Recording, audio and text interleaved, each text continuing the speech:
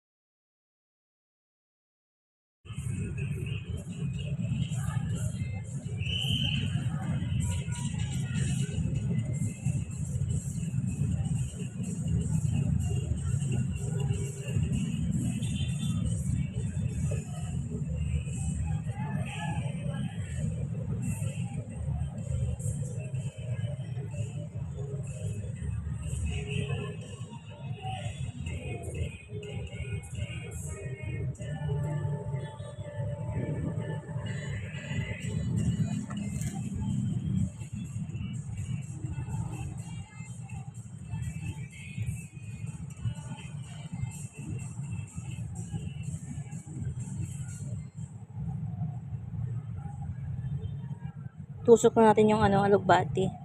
Mabilis naman tumabuhay yung mga talbos-talbos, saka itong mga alugbati na to, saka Kasi mga dahon-dahon mabilis na matubo.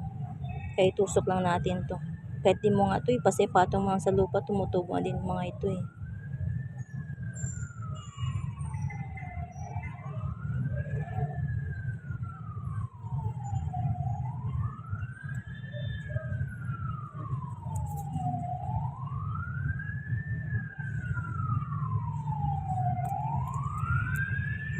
Hindi na puno yung ating lagayan, kunti lang siya.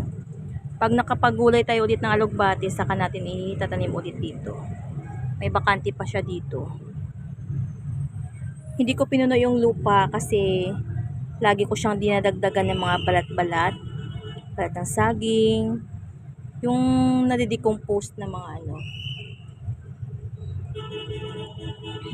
yung mahalo sa lupa.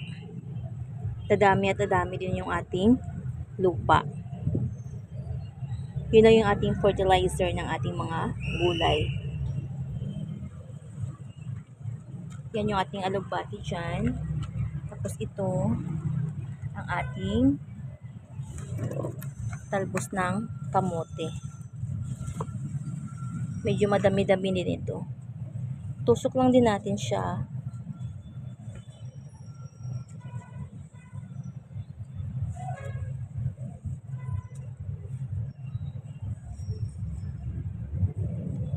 Meron pang hindi na lupa. Para siyang clay. Tigas. Saka iba yung klase ng lupa niya. Nahaluan nila yung loam soil ng parang putik. Ito kasi sa Maynila, binibili yung mga kahit yung lupa. Puro na kasi dito mga establishment, mga building.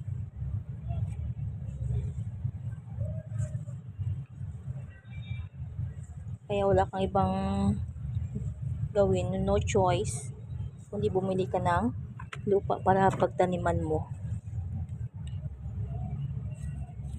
Itong nilagyan ko, mga sirang drum, mga butas.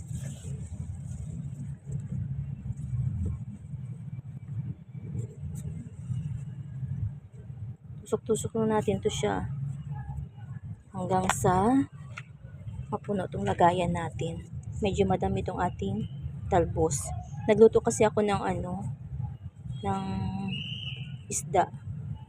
Naggisa. Tapos sinabawan ko yung tuna.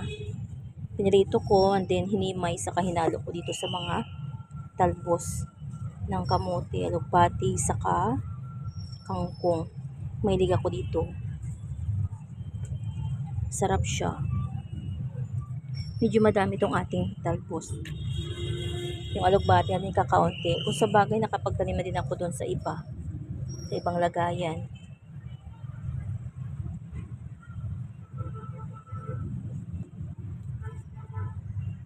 Tapos din natin tong talbos ng kamote.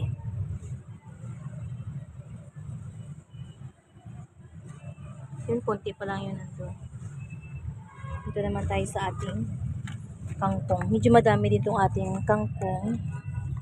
Itong kangkong ay matubig to.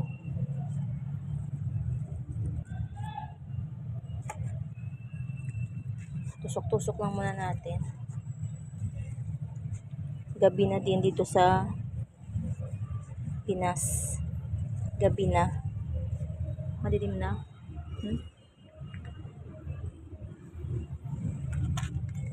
Lang mag alas 6 na din. Hindi kaya alas 6 na nga din pala.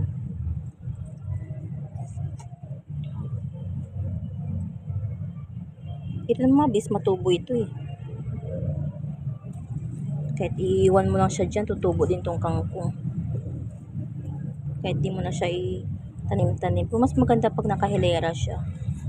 Kailangan natin tukuran ito kasi umuuga. Lagyan din ng bato. Yan. Para permanente yung stable yung kanyang kalagayan.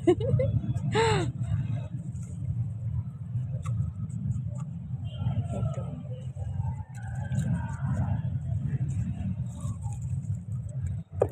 Medyo madami siya. Lagay lang natin siya dyan.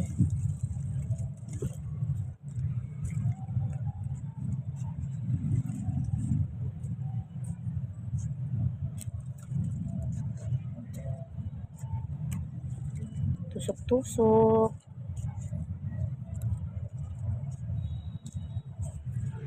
Yan. Kailangan din magtanim ng mga gulay-gulay. Mas maganda kasi yung gulay pag sarili mong tanim. Ito bukod natin itong ating daon sibuyas. Masarap yung lasa, walang halong chemical.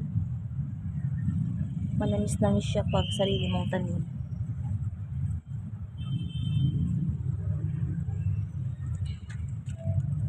Yan, punuin natin to. Madami itong ating kangkong. Unlike ng ating alugbati na kaunti lang. Mas mahal yung alugbati kumpara sa kangkong. Minsan naman mahal lahat ng gulay. Yan. Damihan lang natin banda dito. Basta tutubo yan siya.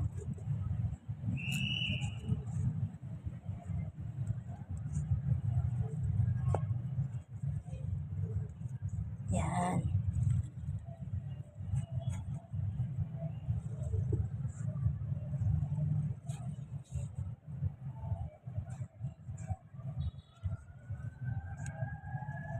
Naku, may sunog pa yata. Kanina pa yan.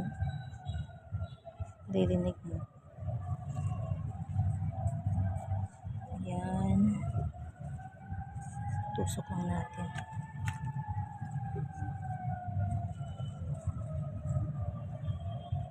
Ito, ayan natin siya dyan. Tutubo din yan siya dyan. Tapos pag tumubo na siya, gagapang. Lalagyan natin siya ng panggapang dito sa lalagyan natin ng gapangan yung ating mga talbos-talbos. Ayan. Kunti na yung alugbati.